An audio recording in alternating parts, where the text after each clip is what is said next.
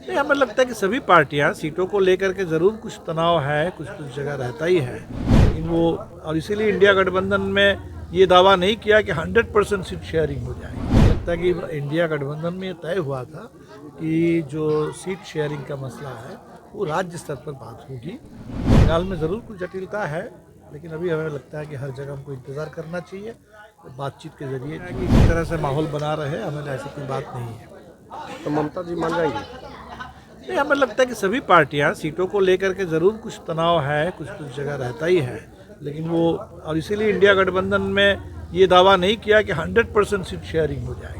हम लोगों ने ये कहा है कि मैक्सिमम पॉसिबल सीटों पर, और हमें आज भी भरोसा है कि मैक्सिमम पॉसिबल सीटों पर इंडिया के गठबंधन एक रहेगा। राष्ट्रीय कन्वेनर को लेकर भी कोई विवाद चल रहा है क्या सर?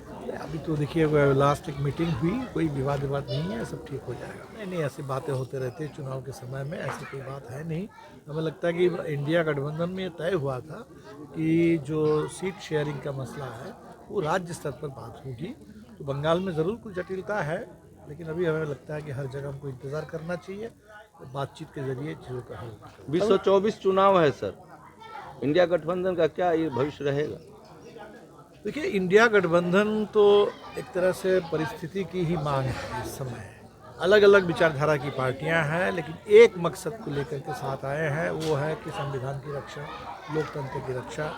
और हमें लगता है कि जब भी इस मकसद से हम लोग एक साथ रहेंगे, कुछ मतभेद हो सकते हैं अलग अलग सवालों पर, क्योंकि बहुत सारी पार्टियां, 28 पार्टियां हैं, अलग अलग विचारधारा की पार्टियां हैं, तो जो भी फ़र्क हो, लेकिन हमें लगता है कि मोटे तौर पर इस मकसद पे हम लोग साथ रहेंगे।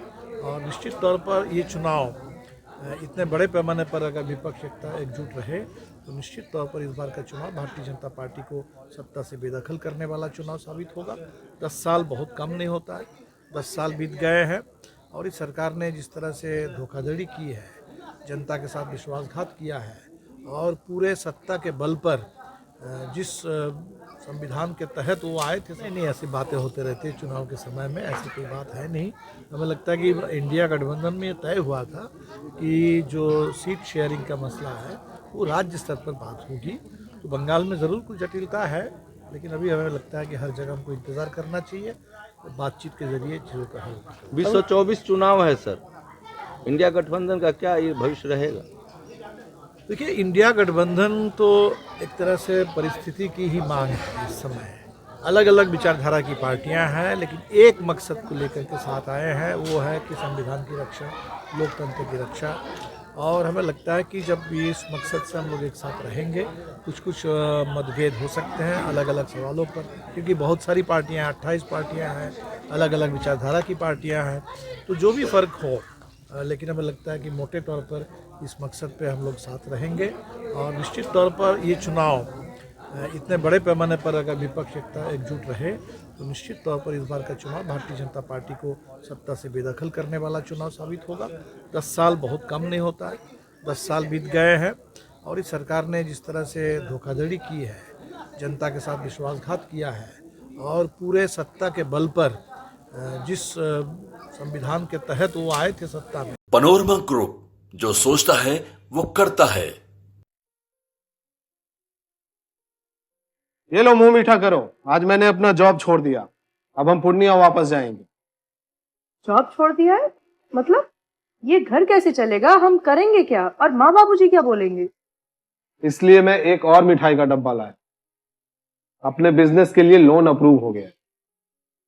अरे लोन अप्रूव हो गया वो तो ठीक है, लेकिन पूर्णिया में हम रहेंगे कहाँ? अपना घर भी तो नहीं है वहाँ। इसलिए तो एक और मिठाई का डब्बा अलग से लाया हूँ। हमने पूर्णिया में घर ले लिया है, पूर्णिया के ई होम्स पैनोरमा में। पूर्णिया में पैनोरमा ग्रुप लेकर आए हैं ई होम्स पैनोरमा।